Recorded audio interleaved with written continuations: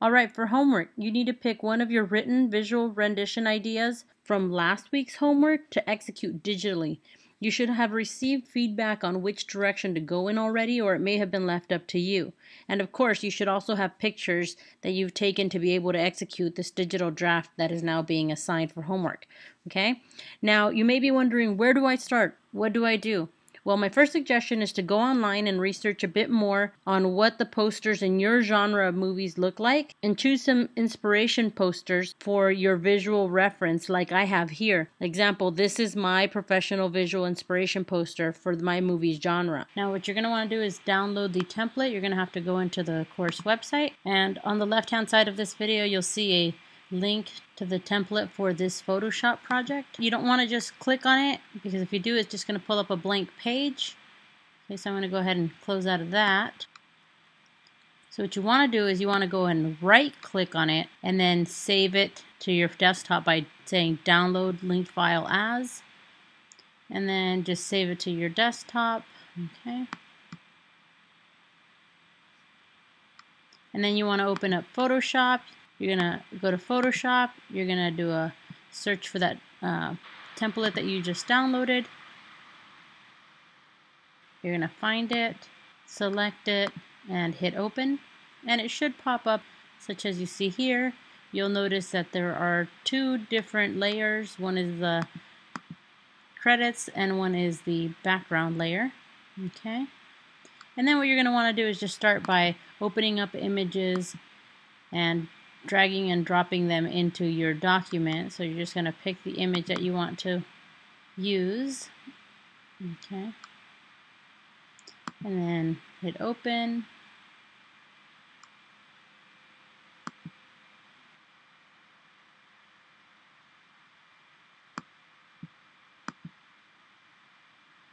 Then using your move tool, you're going to want to select, hold down, and drag into that other document, pull it down towards the canvas, release it, and then you're going to want to rescale it and position it. Okay, but before doing that, what you're going to want to do is convert it to a smart object, so that until you figure out what size you want, you know you have that flexibility to change it back and forth without losing quality. You're going to go into Edit, Free Transform. Hold down Shift to constrain your proportions as you drag, hold down. When you're done and you want to implement the changes exactly how you think you want it, you can go ahead and hit Enter or Return, and that'll make it permanent. Okay. Now if you decide that you want to change it again, you can do another free transform. You can either make it bigger or smaller. It's really up to you. Because you do have it set as a smart object, you won't lose any quality at this point as you're scaling, you know, up and down. I just did a Command T. That's a shortcut for transforming. Okay. Now, as I mentioned here, you'll see that little smart object icon.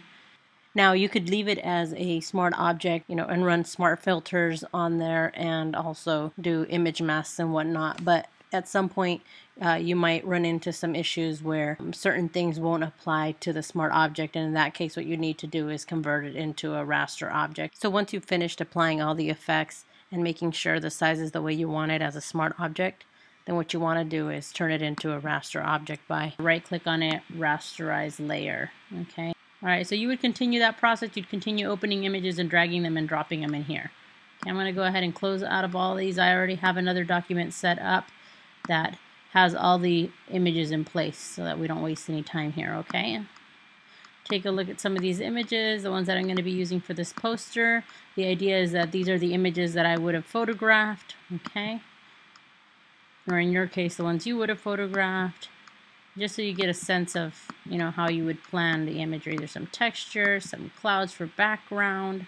Okay, let's take a look at that inspiration imagery again, just so we get a sense. There's some people, there's some clouds, there's a background. Alright, I'm going to close those off. I'm going back into the document here.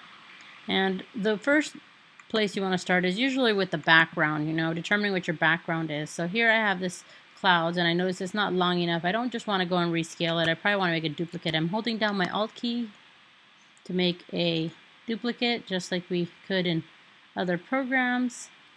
And I'm going to drag and drop it. Now you'll notice there's that little edge right here. We want to get rid of that. So that's where your masking comes in. I'm going to go ahead and click Add layer mask. And now I'm going to go back into my gradient. Okay, I'm going to do a gradient mask, and I'm going to make sure that I'm set to black to white here. And I'm going to go up here, and I'm going to make sure that it's black to white, not black to transparent. That'll allow me to kind of scrape and remove some information. And if I want to try a different angle, then because it's set to black to white, it'll allow one to replace the other, as we mentioned when we did the lesson on gradient mask. Okay, so notice one's replacing the other. You're not just adding to it. Okay, I'm going to get it kind of the way that I think that I want it. Okay, and that looks kind of good. The next thing is you've established your background, you want to move in and start using your characters here. So we have the girl here. Again, she's going to need a mask because I don't like that white background on her. I don't want to go in and cut her out. I just want to kind of do a quick gradient mask on her, just to test things out. All right, I'm going to go in there and swipe across. Notice that I was on that black and white background. Okay, I'm just swiping across. Notice that I started off with black and white. Now I'm moving to black to transparent so that I can keep adding to it. I don't like that. I'm going to undo that. You'll start noticing me using my hand commands, Command Z to undo. If it's too much, Command Z, undo. Too much, undo. Okay. And then kind of when I get what I want, what I have going here, I can switch, or with my gradient tool, I can also add things as long as I reverse the colors, okay? See, I can take away, or if I had put the white in the foreground, I could remove and still swipe, okay? So now I'm going to go in there and finesse things in with the brush a little bit, make sure that I'm on my brush with my black set as a foreground color, and then I'm just going to go ahead and paint away. Notice that I can change my opacity if I want to paint in or delete more gradually. I just lower the opacity. That'll allow me to do that. Okay, I can change to white, and again I can paint back in a little gradually.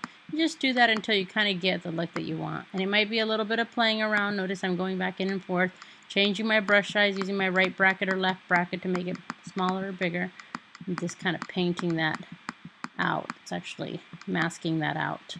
Okay. All right. So once I think I got it how I want it, I can go into the next layer, add a gradient mask, go to my gradient, make sure that I'm selected black to white so that I can just test swipe at first. Okay. Once I think I got the basics, I can change from black to transparent, and I can keep adding to the gradient mask, okay? And if you do too much, you can always undo. I'm just using my hand commands, Control Z or Command Z. Okay, and you can always add with the brush to the selection. Once you get the basics done with the gradient, you can add with the brush. Okay, and I'm just continuing to add on the mask for that particular layer. Okay, I just switched around to my white. I'm brushing things in now, switch it around, taking things out. So remember, black deletes, white reveals, okay?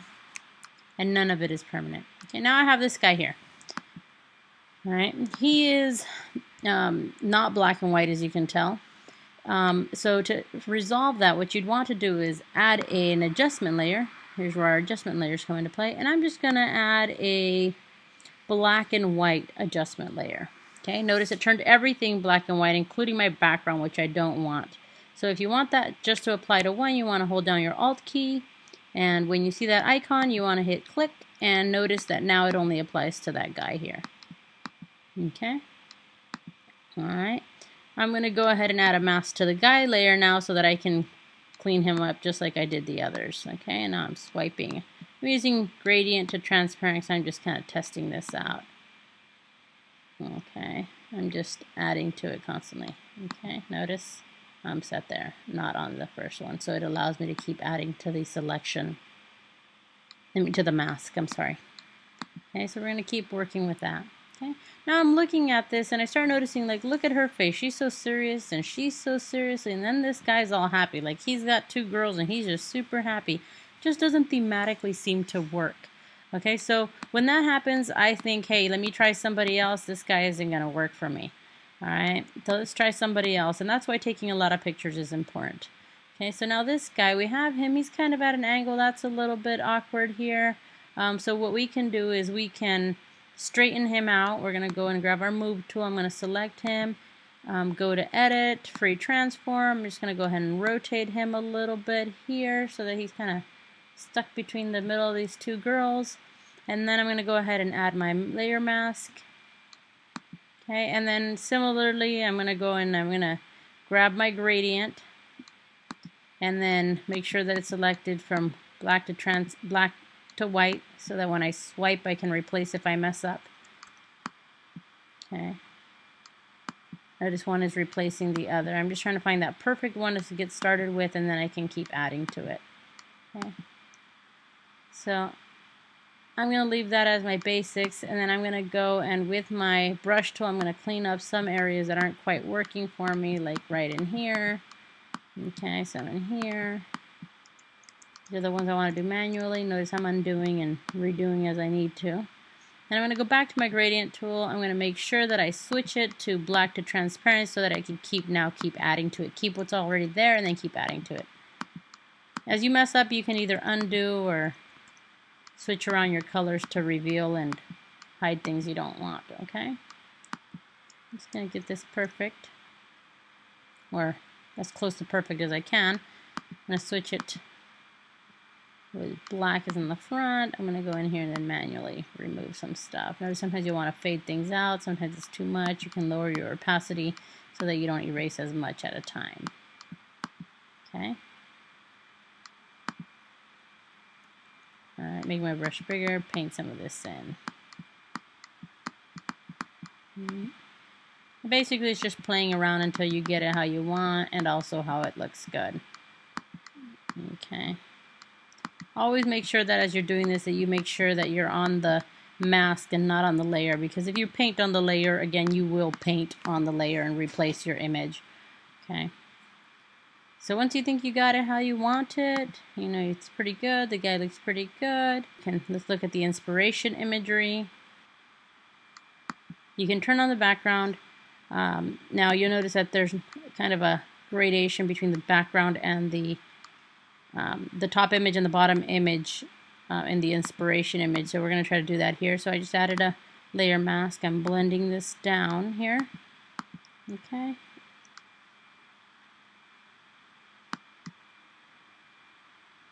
And just keep undoing until I get it right. Okay, I think that's pretty good there. And I think the next thing would be to go and manipulate our credits down here. So I'm going to go to the credits layer. That's the one that was in your original template. I'm going to go ahead and open it up. You'll notice that there's two sets of credits, the black credits and the white credits. Okay, so I turned off the black credits. I turned on the white credits. If I open that up, I can go in here and manipulate this. Notice there's that black box in the background. If I want to change the color of that, I'm going to change it to a gray. I double clicked on it to get my color effects and I did a color overlay. I'm going to go ahead and select black, hit OK, and hit OK again. And I just basically added a layer effect. That's where your layer effects can come into play, of a color overlay to change the color of that box. And now I'm going to go ahead and edit, free transform it, and make it larger. I'm holding down and dragging to the edge. Okay, and then when I'm done and I want to apply it, I hit return or enter. Okay, so that's how you get that to change there. Notice that there's this nice margin around here. Don't put your credits far down. If you're going to probably just leave them where they're at in the original template, okay? All right. Now you'll start noticing it starts coming together fairly nicely.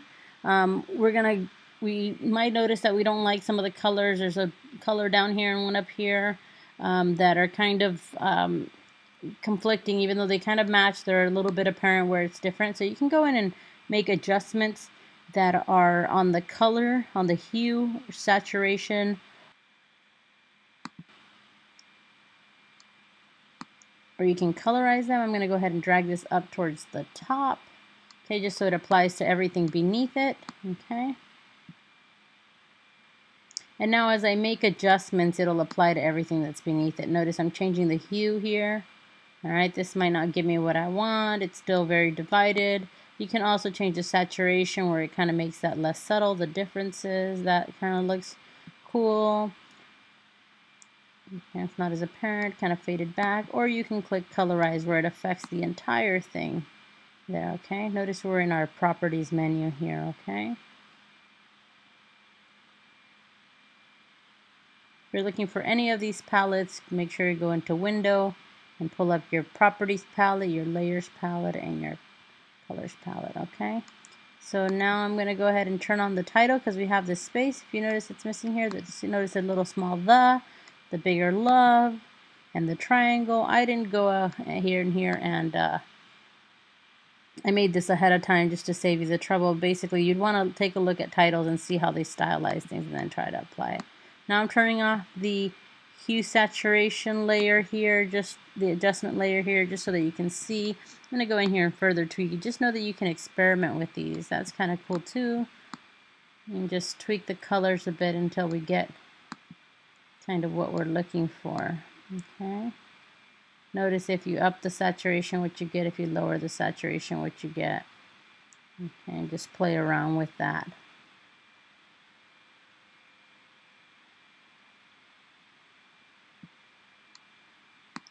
I'm going to go ahead and click colorize. Notice that kind of grayscale is kind of cool, that duotone effect.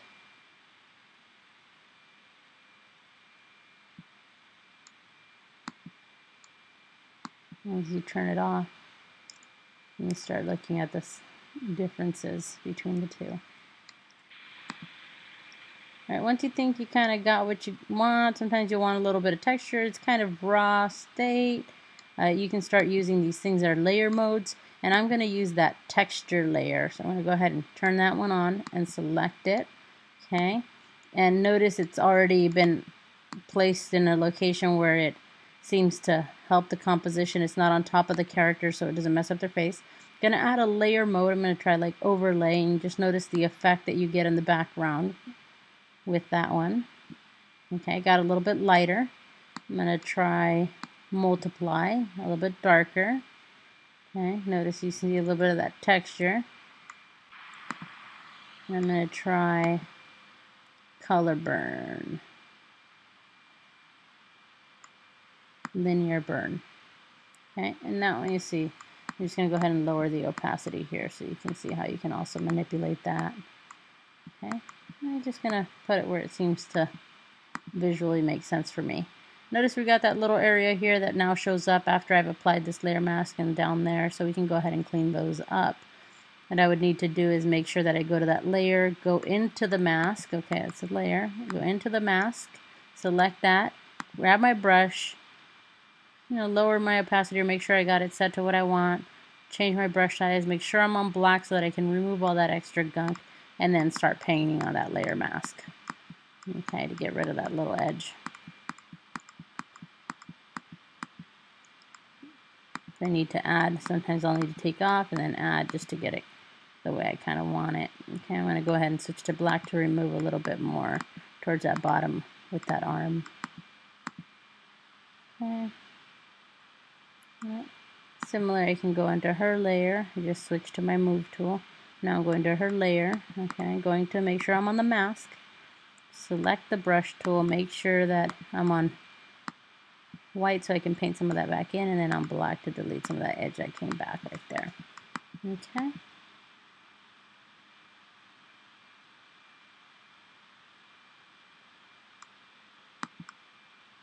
Now if I did want to, and I noticed I didn't like the way the guy was facing, I could go and select him, and I can do an edit, transform, flip horizontal, and that'll switch him over. I'm going to move him over here.